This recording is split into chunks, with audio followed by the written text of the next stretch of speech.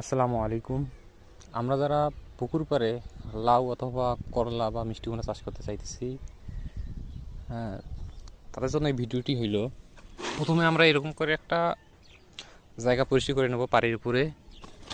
তারপরে আমরা এখানে দানাদার বিষ আছে, আমরা কিছু পরিমাণ দানাদার বিষ দেবো। তারপরে এখানে আছে জিপ সার আছে, প্রথমে আদা প্রতি একটু করে জিপ সার দিলেই হবে। এইভাবে দেবো, সিটি দেবো। ওখানে ঢ্যাপ এবং টিএসপি সার আছে, এই সারগুলি দিয়ে দেবো এক মুঠ। তারপর এখানে আছে ম্যাগনেসিয়াম সার একটু পরিমাণ মতো দিয়ে দেবো। তারপরে এখানে আছে সালফার একটু পরিমাণ মতো দিয়ে দেবো একটু। তার এখানে দানাদারি বিষ আছে, এখানে দানাদার বিষ কিছু পরিমাণ দিলেই হয়ে যাবে।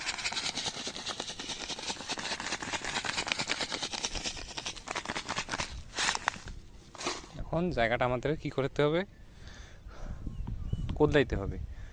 কোদলার পরে তারপরে আমরা এই যে এইভাবে কোদলাবো। আমরা কোদলার পরে তারপরে কি করব, আমরা এখানে গাছ রোপণ করব। এই হলো আমাদের পুকুর পাড়ে সবজি চাষ করার সহজ উপায়।